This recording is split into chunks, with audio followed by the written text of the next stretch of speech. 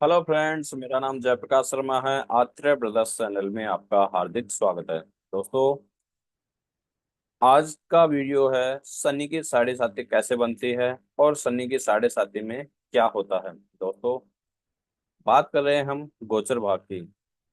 कुंडली में हमने लगभग लगभग सभी प्रकार के योग दोष जो बनते हैं वो लगभग लगभग हमने सब चीज देख ली है। अब हम बात करते हैं गोचर विषय में। गोचर विषय का मतलब होता है कि जो हमारे 9 प्रकार के ग्रह होते हैं वो प्रेजेंट में कौन कौन सी राशि में किस तरीके से बैठते हैं। उसके साथ साथ हम पर्टिकुलर एक शनि की बात करने जा रहे हैं कि जो शनि है, शनि जब राशि में बैठता है तो उसका किस तरीके से रिजल्ट जातक को मिलता है। तो आज हम इसी विषय में चर्चा करने जा रहे हैं। तो सबसे पहले हम बात करते हैं शनि देव। दोस्तों, शनि देव है कर्म का फल देने वाले। शनि देव जातक के कर्म के अनुसार उस कर्म का फल देते हैं जब उस राशि में बैठते हैं। अब जैसे कि शनि देव हमारी कुंडली में 11 नंबर कुंभ राशि में प्रेजेंट टाइम में बैठे हैं। तो प्रेजेंट टाइम में बैठे हैं तो ये अकेले एक ही राशि में उस कर्म का फल नहीं देते। ये हमेशा 3 राशियों में एक साथ कर्म के फल देते हैं। अब जिस राशि में बैठे हैं उस राशि में सबसे ज्यादा उनका असर होता है। एक राशि आगे और एक राशि पीछे। जैसे बात करूं, ये है इनके एक राशि से आगे, यानी इस राशि में भी इनका मार्गी होना रहता है। तो ये क्या करेंगे, इस राशि पे भी संपूर्ण दृष्टि डाले रहेंगे। तो इस राशि पे भी इनका पूरा प्रभाव रहेगा, जिसको बोलते हैं प्रथम चरण। जैसे कि प्रथम चरण, द्वितीय चरण और तृतीय चरण, 3 प्रकार के चरण होते हैं। जिसमें पहला चरण रहेगा मीन राशि अर्थात 12 नंबर राशि पे। 12 नंबर राशि पे शनि देव का काम रहेगा सिर पे। जातक को किस तरीके से सिर से संबंधित परेशानियां जो कि हम आगे आके देखेंगे।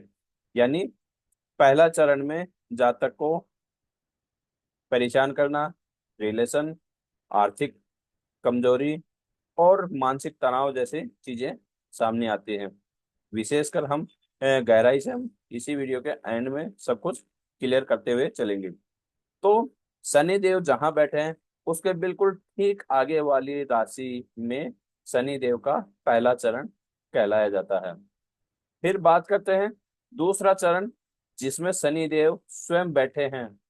जहां आपको गोचर भाग, जैसे गोचर भाग खोल के देखोगे, शनि देव जहां बैठे हैं उस राशि में समझ लो कि शनिदेव का दूसरा चरण चल रहा है, जो कि शनिदेव पेट में बैठे हैं।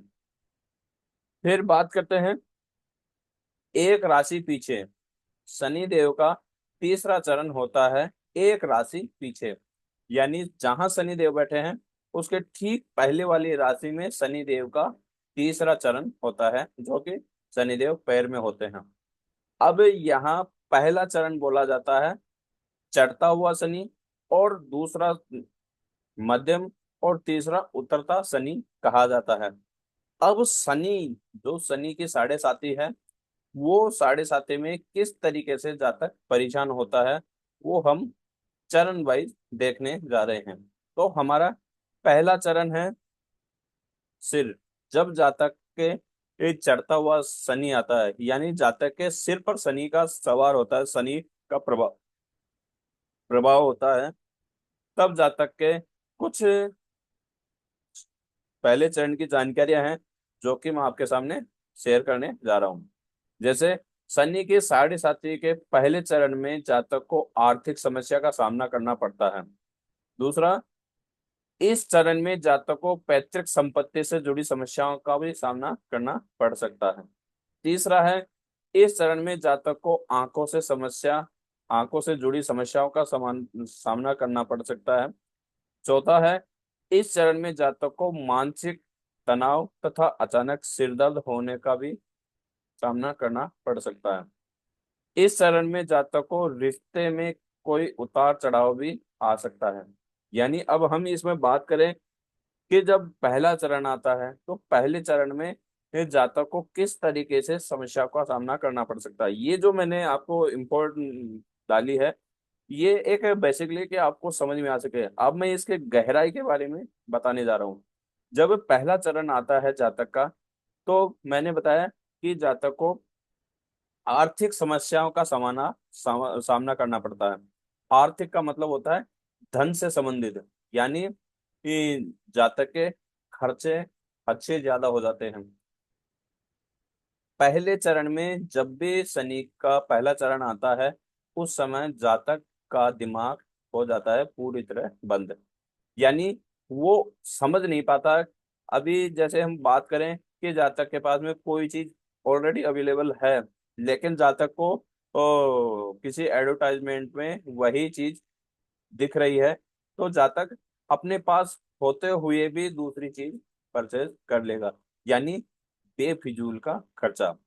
वैसे हम बात करें तो ऐसे कंडीशन में पहले चरण में जातक को स्वाभिमान अहंकार बहुत ज्यादा आ सकता है। क्यों? क्योंकि उस समय जातक का पास में जो पैसा है ना, वो पैसा बहुत ज्यादा उसको परेशान करता है।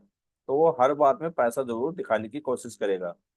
तो उस दिखाने के चक्कर में ही जातक के बेफिजूल के खर्चे होते हैं। अब बात करते हैं दूसरी चीज। दूसरी चीज जो कि हम रिश्ते में उतार चढ़ाव के लिए बताया।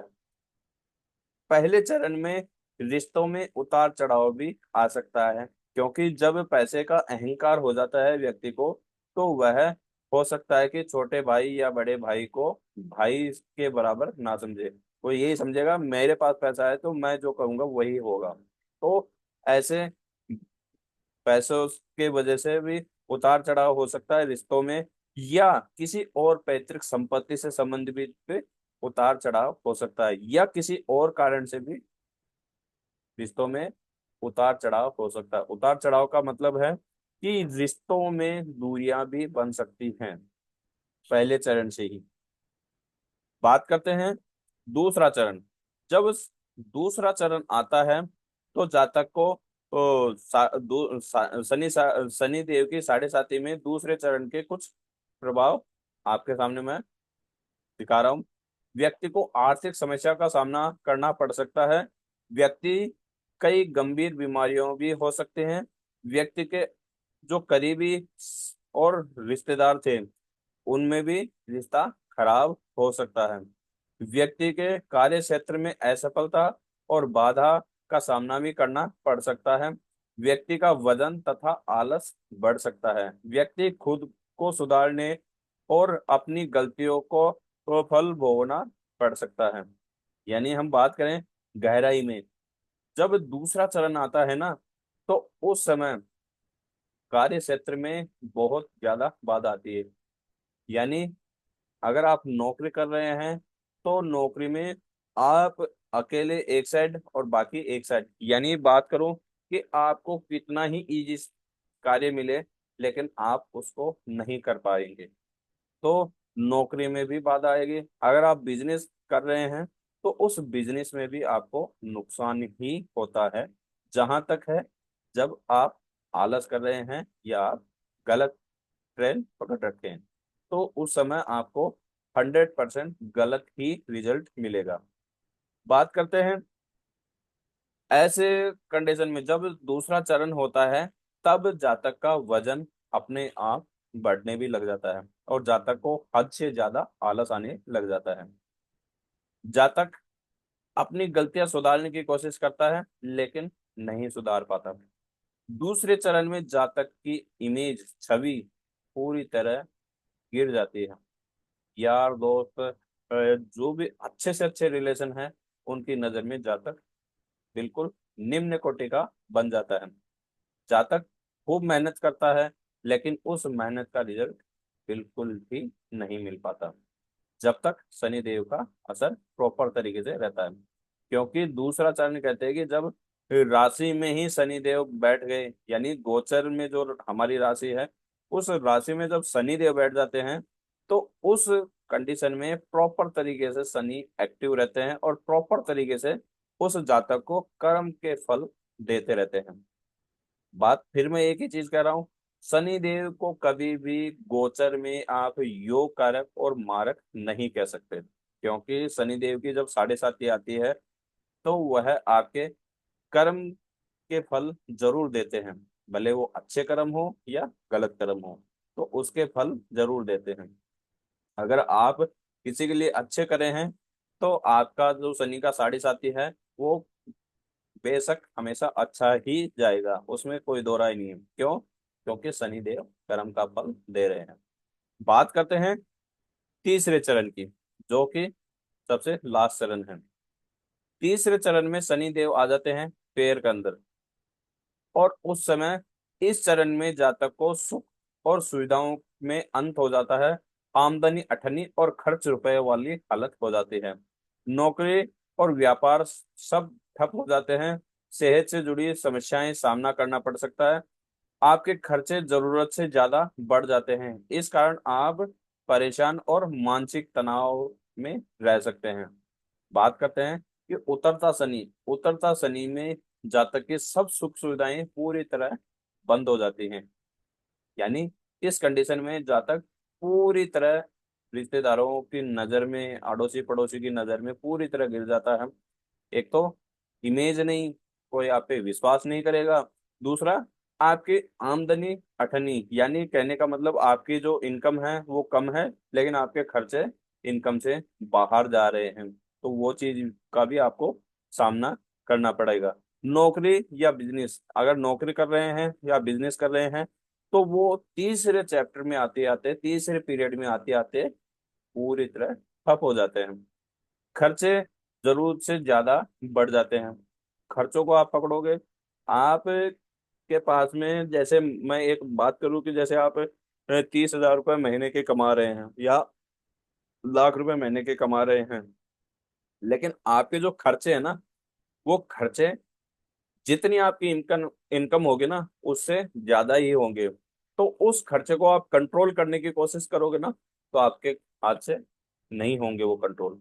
आप कई बार कोशिश करोगे कि ये जो मैं 30,000 रुपये महीने या लाख रुपए महीने के कमा रहा हूँ, इसमें मैं कुछ पैसे मैं सेव कर लूँ और बाकी पैसे मैं खर्च कर लूँ। तो महीने का एंड होते होते भले ही आप कितना ही सेफ रखोगे, वो भी खर्च हो जाएगा। क्यों? क्योंकि तीसरे चरण में शनि की तीन चरण मैंने बताए हैं, पहला दूसरा तीसरा। पहला 2.5 साल, दूसरा 2.5 साल, तीसरा 2.5 साल, ऐसे टोटल जो समय है 7.5 साल। इस 7.5 साल में आपको हर चीज की वैल्यू समझ में आ जाएगी। यहाँ आपको तीसरे चरण में आते आते रिश्ते कैसे हैं वो भी समझ में आएगा। रिश्ते में जैसे हमारा जीवन साथी, हमारे माता पिता, हमारे भाई बहन, हमारे अड़ोसी पड़ोसी, हमारे ससुराल पक्ष, ये सब के वैल्यू पता चल जाएगी कि कौन अपना कौन पराया है। पैसा कैसे कमाया जाता है, वो सारी चीजें तीसरे चरण में आते आते एहसास हो जाती हैं।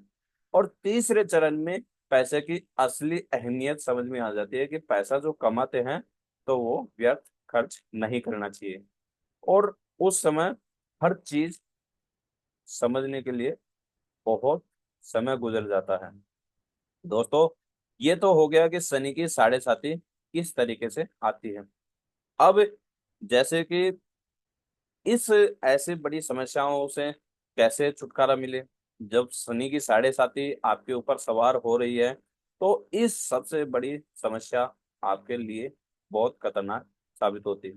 तो ऐसे शनि की साढ़े साती से बचने के लिए कई सारे ऑप्शन हैं, लेकिन मैं आपको कुछ ही बताऊंगा जिसमें कि आप लगभग लगभग शनि की साढ़े साती से बच सकते हैं। देखो, एक चीज मैं आपको पहले क्लियर कर देता हूँ कि देव शनि देव अगर लगन भाव की हम बात करते हैं, लगन भाव में दशा अंतर्दशा आती है तो उसको आप प्रबल और प्रभाव कम कर सकते हो।